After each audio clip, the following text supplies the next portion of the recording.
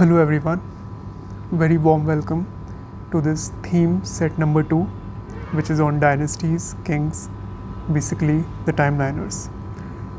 In this theme, I will share with you the core timeline which I have created for the ancient Indian history, where we will be able to see the major dynasties, spread across the length and breadth of the Indian subcontinent in that era, and the important kings ruling under those dynasties, those respective dynasties, and some important features as per the previous year questions.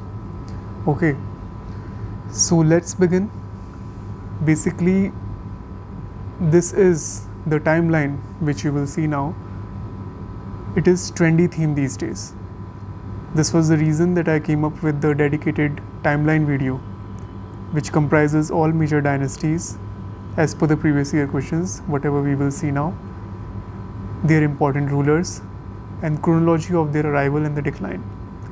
If we leave out some outdated previous year questions, most of the questions are based on dynasties and their kings only. Like they are asking to match the list, chronology of the dynasties only. Only these 2-3 kind of questions we will see, in the form of previous year questions. Okay, so let's begin. These are your questions here. Fine. I left the space blank. Why? Because I have something in written which we will read in a developing format so that you can retain the things much more better. The questions will be answered automatically. Okay. So here we go. Mythology and history are different domains. But way back, UPSC asked questions on these yugas and all. We often heard them in our daily life, Kal Yuga, Satyug, Dwapar Yuga and all that. So the order of the appearance of 4 mythological yugas are Satyug, which is also known as Krita Yuga, Treta Yuga, Dwapar Yuga and Kali Yuga. Don't worry, I do not think so such type of questions will get repeated these days. But this was, I think, in 1990s UPSC framed such question. Now with the arrival of several dynasties, many calendar years began. Some prominence should be known, right? So the basic are these 4. Vikram and Shaka era, they keep on repeating. Even you see these 2 eras on your regular calendars also, the Hindu calendars. So Vikram era started from 58 BC, Shaka era from 78 AD, Kalachuri era from 248 AD, and Gupta era from 320 AD. Now what happened? Once a very CSET-like question have been asked in context of Badami rock inscription of Shaka 465 of publication 1. We will see the question. While later, just see this particular question now. So yes, I think this is your era question, match format. And this question, the Badami rock inscription of Pulakeshin 2 is dated in the Shaka year 465. If the same were to be dated in Vikram Samvat, the year would be. The answer is 601. How? I am so poor in maths, but this is the thing which I simplified. So they asked to basically convert this date in Vikram year. Isn't offbeat? Of course it is, but it's interesting also.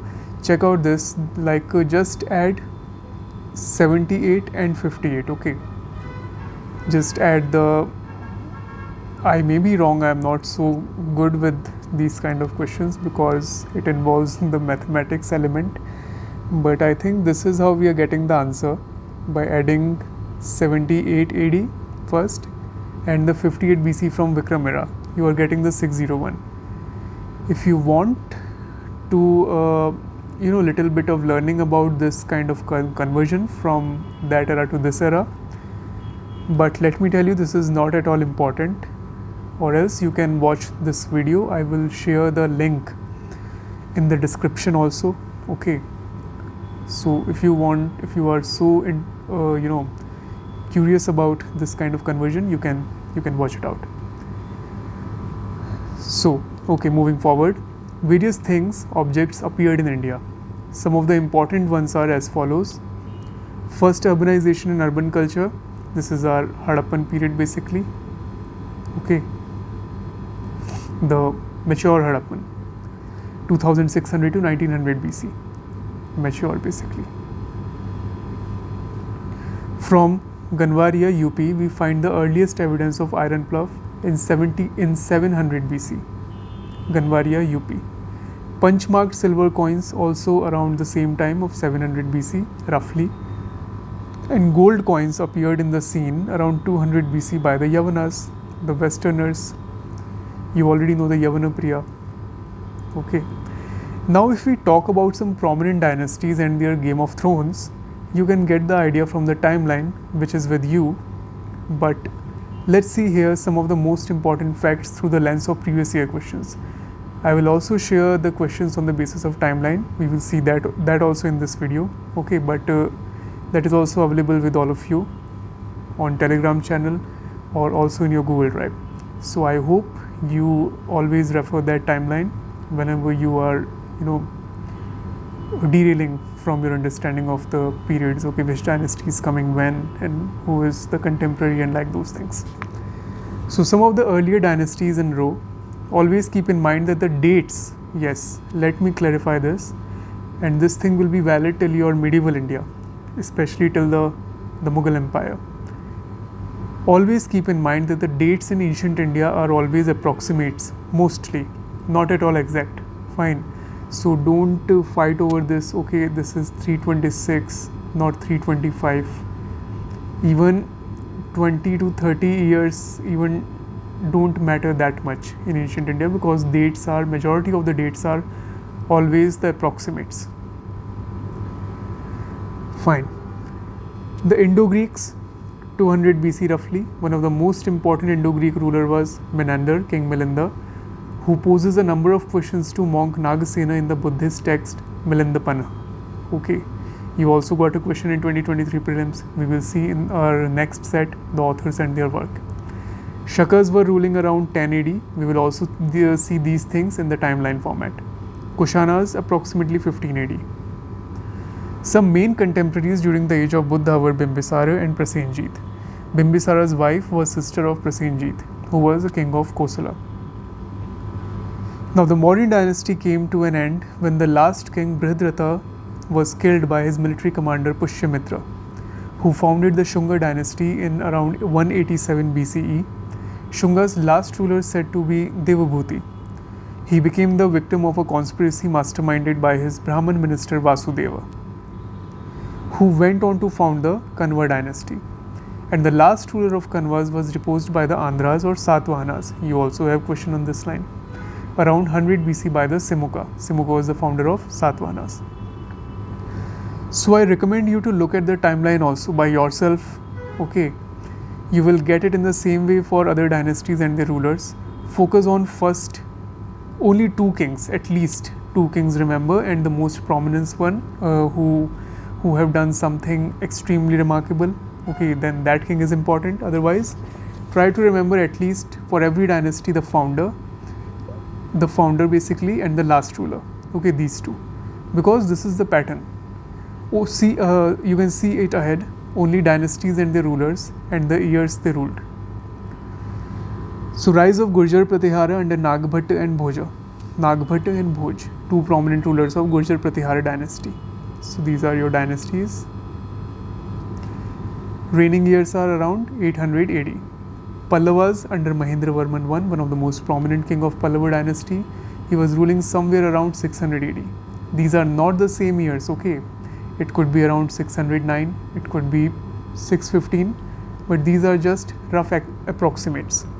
Okay, even UPSC also give you likewise. They won't give you very close things. Cholas under Parantaka I around 900 AD. Parantaka I. Remember these names. These are all the names appeared in previous year questions, and the latest one we will see along with the questions. Pala dynasty under Gopala under around 750 AD. Chandela dynasty under Nanuka and Jayashakti, two prominent rulers of Chandela dynasty, very important these days. Reigning years were around 850 AD. Rashtrakuta dynasty under Danti Durga around 750 AD. Parmara dynasty under Siyak, Jaisimha, two prominent rulers around 950 AD. This dynasty also had rulers like Bhoja, Jaisimha, etc. Remember, you have Bhoja also in Parmara dynasty, and Gurjar Pratihara also you have Bhoja. Okay, so of course, if Bhoja is coming, UPSC won't give you Gurjar Pratihara and the Parmara on the same page, because then the situation will arise when question will have to be dropped in that situation. Yadavas of Devgiri under Bhillamma around 1200 AD. Now Pushyabhutis of Thanesar, Mokhris of Kannauj, Maitrakas of Vallabhi. These small dynasties also ruled between the regnal years of Gupta and Vardhanas around 300 to 700 AD period. So now we will see the timeline and read some of the rulers, okay? And I also request you to kindly re-revise the same timeline which is available with you also, okay? Where is the timeline, by the way? Let me see. I marked it out, that too. I'm sorry, I forgot to open that in a separate tab. Yes, here we go. Okay, so this is the timeline, fine.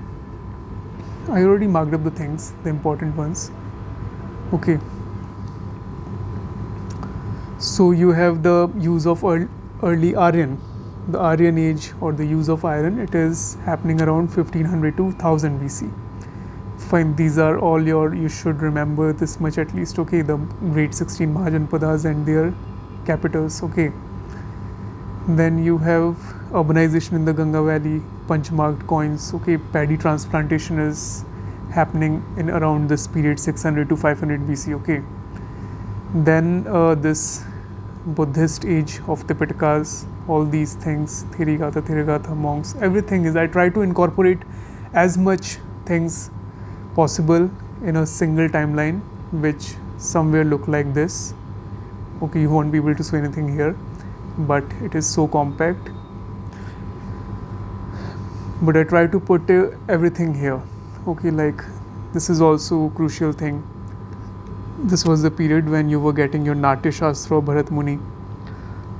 Okay, you are getting your Sangam literature in this period approximately. The Charak and Sushruta Sahintas, you are getting questions, a lot of questions, just on the basis of, if I mark this much area, you are getting around 10 questions, easily solved. Just see this space. Okay, Sanskrit plays including the works of Kalidas and all these things, okay. Haryang dynasty, Shishunag dynasty, then we are moving ahead, Nanda dynasty, okay. Then meanwhile, foreign invasions. Alexander attacked India in I'm sorry, this is not 336, I will correct it, it is 326, but it's fine, it's just a matter of 10 years. But this is one of the most, okay, let it be, I won't discuss a lot of things because this is only the history essential series, okay, only on the basis of PYQs. Otherwise I will just go on and on with a lot of things, with a lot of trivias and everything, but this is not the time and this is not the appropriate place. We will have a lot of different sessions after the exam and in the upcoming days. Okay, so this was also your question, Vitasta. I hope you remember, it's the name of river Byas. Oh no, sorry, that's not the Byas, this is your Jhelum. Okay, Byas was the river where Alexander stopped from moving forward.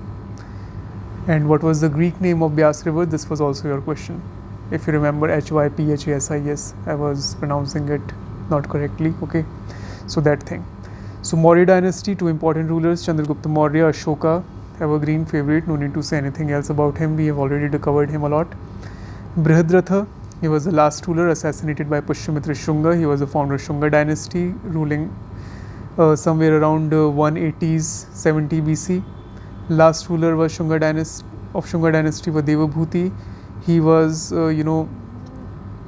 succeeded by Vasudeva in the form of a new Kanva dynasty, and this Kanva dynasty in total replaced by the Satavahanas, who were also known as Andhras.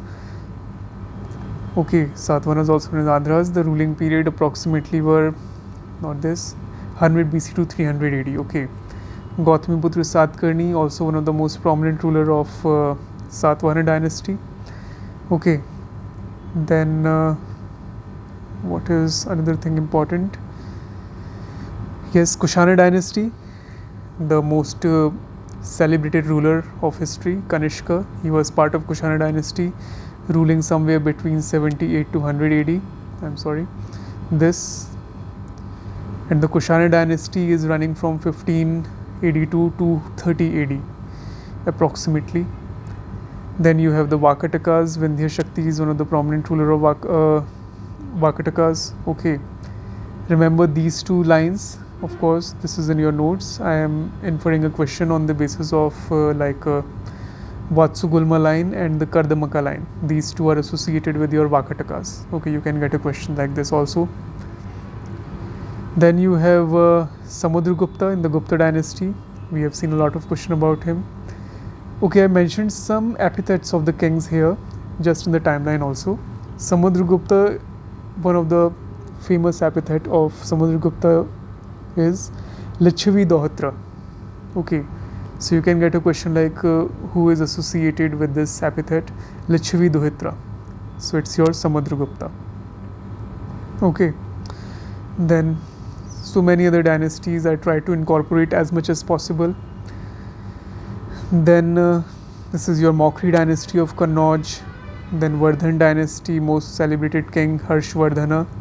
Huinzhang coming during the reign of Harshvardhana in search of the Buddhist text, everything. Okay, now meanwhile, if you will see, let me show you how you will see this timeline. Okay, so these are the parallel lines. Okay, what was happening, okay, in another part of India. This was, suppose this is your, okay, this everything you are seeing here, this is majority is your northern India part. What was happening on the northwestern side, or with the Greek dynasties, or in the south, or on the western India, okay, or on the eastern India, okay.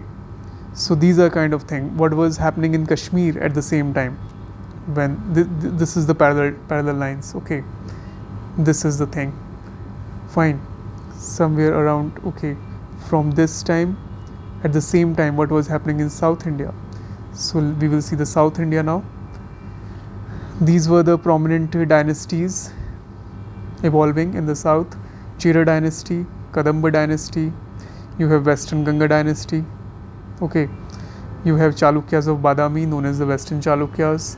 Most celebrated king is Pulakeshin II, stopped Harshvardhan Narmada. We have seen a question on this.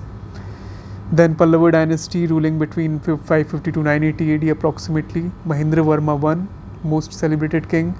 Narsimhavarman I, who erected the Mamalapuram Ratha temples. We will see all these things, all the art, architecture, everything.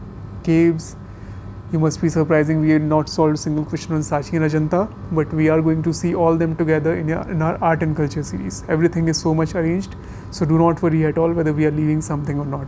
We are in a good shape, and we will cover each and every previous year question. Do not worry at all.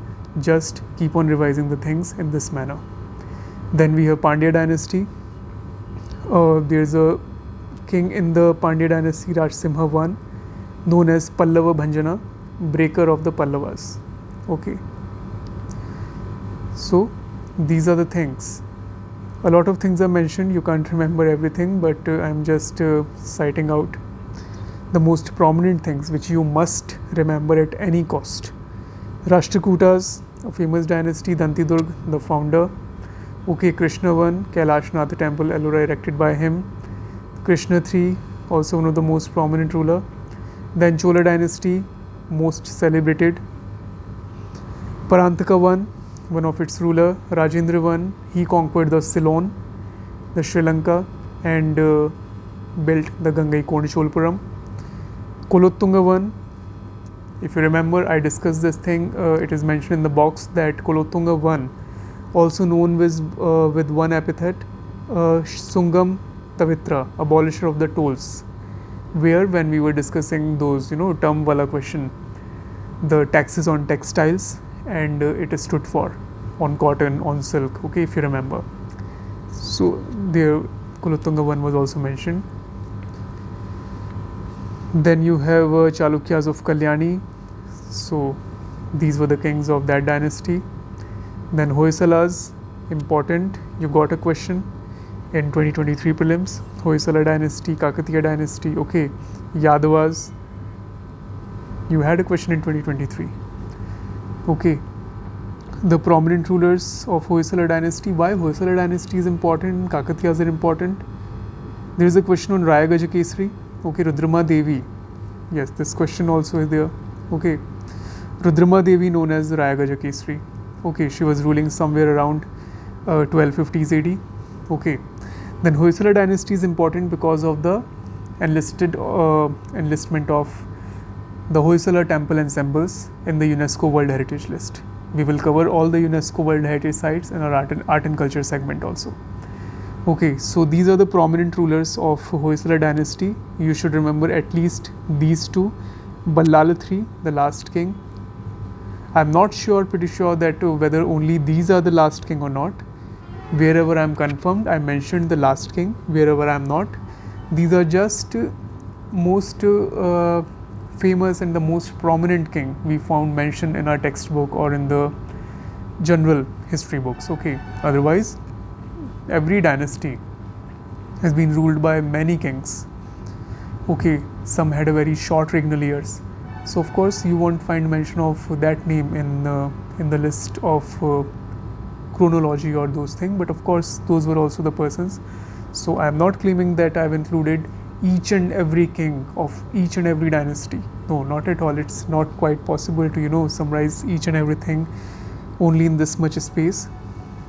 This is all what is quite relevant and may help you to just streamline with your chapters whenever you read them. So these are just prominent kings, okay, like Vishnuvardhana. So just remember Vishnuvardhana and Ballala III, and Vishnuvardhana especially, okay, as the kings ruling under Hoysala dynasty. And this dynasty was ruling between 1050 to 1355 AD approximately. Fine. So okay, what was happening in the west, where we have the Chandelas, Rajputs, Gurjar Pratihara? Let's see central western India. So you have Chahmans of Shakambhari, okay, very prominent kings like Prithviraj III, Tarain battles. Chandabardai, a work written by the work is Prithviraj Raso, written by the Chandrabardai. Okay, you can get this question as part of your early medieval Indian history also, because these are the transitioning years. Then this dynasty gave you a lot of questions. Gurjar Pratihara dynasty. UPSC is diving deep on 2-3 dynasties, Chandelas and Gurjar Pratihara. So you have Nagbhatta I, Nagbhatta II and Bhoja II, the prominent kings of this dynasty, ruling between 730 to 1090 AD. Okay, then you have your Chandela dynasty around 830 to 1300 AD. You have Nanuka, the founder, Jayashakti and Yashovarman. Dhangdev is also most celebrated king of Chandela dynasty. There are many likewise, okay, but try to remember these much at least. Okay, and broadly the dynasties and their ruling years. So these are Chalukya, Solanki dynasty, as I was emphasizing in the last video also, that don't get confused between the Chalukya, Chalukya of Badami and Vengi, and Chalukyas.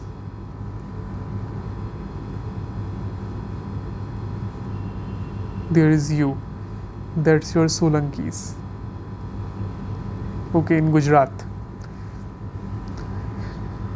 Okay, so this was another dynasty. Then you have Parmara dynasty ruling somewhere around 945 to 1305 AD. Okay, many kings. Garhwal dynasty, okay, around 1100 to 1200 AD, let it be. So this was the thing. Okay, what was happening in Odisha side, okay, in the eastern India, the Bengal and Odisha, you have the Varman dynasty, okay, you have Eastern Ganga dynasty, You have other very least prominent but mentioned in your Upinder Singh also in the chapters, like Shalodbhava dynasty. Okay, I just remember you also got, you will see that question in art and culture, that Chauset Yogini temple. In one statement you must remember that there was a mention of very one offbeat dynasty, Kachchachap Ghat dynasty. Okay, so this is the case. There may be n number of dynasties ruled India. Okay, like the small parties these days. Okay, they just appear without getting registered with the Election Commission of India. They are fighting elections, and without even winning a seat, they are just, you know, wiping away out from the memory and from the space of election panorama. So this is the thing with the history too. In that era also, there it's possible that very, you know, very minute dynasties were ruling somewhere in a very small pocket of India somewhere. Okay, but that's not possible to include each and every dynasty in that way.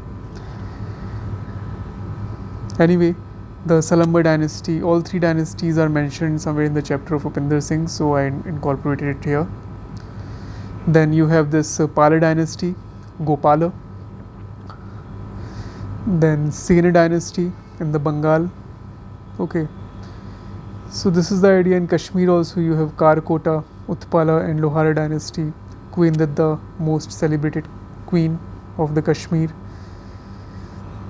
Okay, this is the important thing which I mentioned. Maybe you can get a question. The Rajatragini's description of the 12th century history of Kashmir mentioned 3 women rulers: Yashovati of the Gonada dynasty, Sugandha of the Utpala dynasty, and Didda of the Yashaskara dynasty. Okay, just if you can remember this thing, then fine. Otherwise, try to remember at least this much. Likewise, in the Greeks, the Greco-Bactrian dynasty, they were ruling around 250s, 100 BC. Okay, so this was the thing. Now we will see all the questions appeared in the previous year questions on this theme. Our set number 2, based upon the timelines, the kings and the dynasties. We already discussed this. According to ancient Indian cosmogonic ideas, the sequential order of the cycle of 4 yugas is Krita, Trita, Dwapar, Kali Yuga. What is the correct chronological order in which the following appeared in India? Urban culture, then we saw the iron plough, then punch marked silver coins developed, then gold coins appeared. This may be important. Vikram era around 58 BC, Shaka era 78 AD, then you have Gupta era around 320 AD, Kali era, not that important, of course it will be in way earlier, 3000 BC. The Badami, we already seen this. Pulakeshin II belonged to which dynasty of rulers? Western Chalukyas, we have seen this. Now see how this question is developing in the next statements, each after another. The last Mauryan ruler, Brihadratha, was assassinated by his commander-in-chief Pushyamitra's Shunga. Yes, absolutely correct. The last Shunga king, Devabhuti, was assassinated by his Brahmana minister Vasudeva Kanva, who usurped the throne. Yes. The last ruler of the Kanva dynasty was deposed by the Andhras, your Satavahanas. Absolutely correct. Next question, who among the following was not a contemporary of other 3? Easy question. Milinda was not the contemporary. Bimbisar, Gautam Buddha and Prasenjit, these 3 were contemporaries. Okay. Plain question, the events. Then if we see, Alexander invaded around 326 BC. Then we saw the accession of Chandragupta Maurya around 320 to 330 BC. Okay, then we are observing the rule of Indo-Greeks in the northwest from 200 to 100 BC and the accession of Kanishka on the throne 78 AD. Then very simple, who came first? Greeks, Shaka and Kushanas. Fine. Next question. The Greeks were coming around 200 to 100 BC. Shakas were ruling from 50 to 40 BC approximately. Kushanas 15 to 230 AD. Again the same chronology based pattern. Rise of Pratihara under King Bhoja. No, the first were the establishment of Pallava power under Mahendravarman I around 600 AD. Then you have Pal dynasty founded by Gopal 750 AD. Okay. Then we have rise of Pratihara under King Bhoj in 900 AD and establishment of the Chola power under Parantaka I. Okay. Our next question of 2021 prelims. From the decline of Guptas until the rise of Harshvardhana in the early 7th century, which of the following power in holding kingdoms were northern India? I think there is a misprint here from my side. I think this statement should be something like Harshvardhana in the early 7th century, which of the following kingdoms in northern India were holding power. It should be like this. But it's okay, I think you can manage at least this much, but there is no any factual mistake in any of these sheets that I strictly make sure. I apologize for this mistake, I'm sorry. So we have these 6 dynasties. UPSC gave, I think this was also a question which created a furor. Okay, that so much in-depth questions are coming up now. This was your 2021 prelims. So the major dynasties which were ruling. So one of the dynasties already mentioned from the decline of the Guptas. So of course one will be the case. You can eliminate 2 options. Okay. Then there is no scope of guessing anything else. 2, 5, 3, 4, 6. Okay. So, but at least you jump to the 50-50 scenario. Then if you see this map, the ruling dynasties of the entire India, I think in this we have, yes, the Maukris of Kannauj. You have the Maukris, okay, coming around during this period, okay, early 7th century. The Yadavas and Parmaras, no, they are not ruling in this period. They are coming somewhere later, after the 10th century, okay, 10th, 11th century. Pushyabhutis, Maukris of Kannauj, Maitrikas of Vallabhi, okay, so they all are in your map. Maitrikas of Vallabhi, Gujarat. Then you have your Pushyabhutis. Here are your Pushyabhutis from Haryana to UP. Then of course you have the famous Guptas. Now easy question, but this thing were introduced in your 2022, so no scope of elimination now. So 2 pairs are correct, but which 2? Nanuka 1, Nanuka and your Nagabhatta. And Jai Shakti is also ruler of Chandela dynasty and Bhojo also ruler of Gurjar Pratihara. Now this is your question appeared in 2023 prelims, straight from your timeline also. These are the maps also if you want to see. I hope you are already aware about these maps. Almost similar kind of map is there in your themes of Indian history class 12, theme number 1. But in Upinder Singh also you are getting some different kind of maps with a lot of dynasties mentioned in the maps. So here you can see Parmara and the Gahadwala, they are coming approximately after 700 to 1100. So if you see this question, Hoysala, Gahadwala, Kakatiya, Yadava. So Hoysala is, I am again emphasizing it's important because of the enlistment of Hoysala ensembles in UNESCO list. So you can get this dynasty once again. Another kind of question, maybe in art and culture format. We will see that also. Gahadwala, Kakatiya and Yadava and Hoysala. Actually none of this dynasty were established somewhere around 8th century AD because all of these are finding space on the land of India from 10th century AD. Okay, so all these four, 9th to 10th century, some even in 11th also. Okay, so not at all in early 8th century AD. And what is early 8th century AD? I hope you remember 700 to 800 you will write. If you find mention of early 9th century, then your 9th century will be 800 to 900. This is your 21st century. I'm just revising you the very basic, these are the concepts of history. 21st century, year 2000 to 2100. Okay, so this is the idea.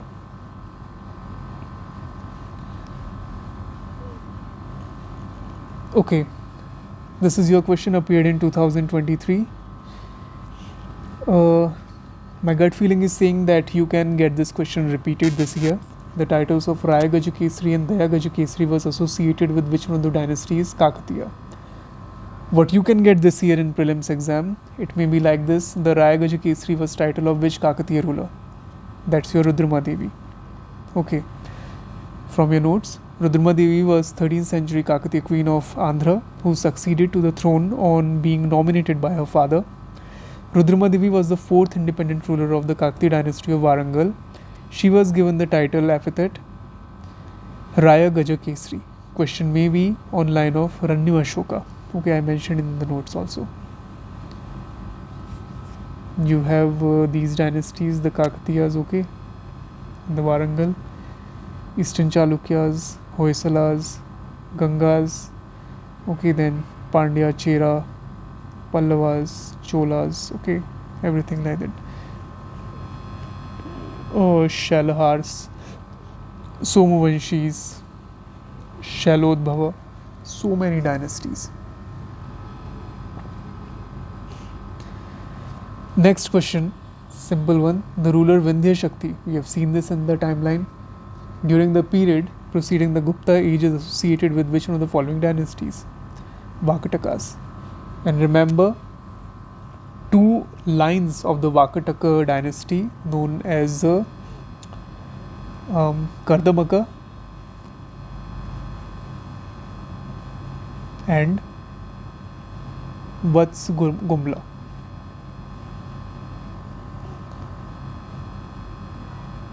It's mentioned in your Rupinder Singh. Okay.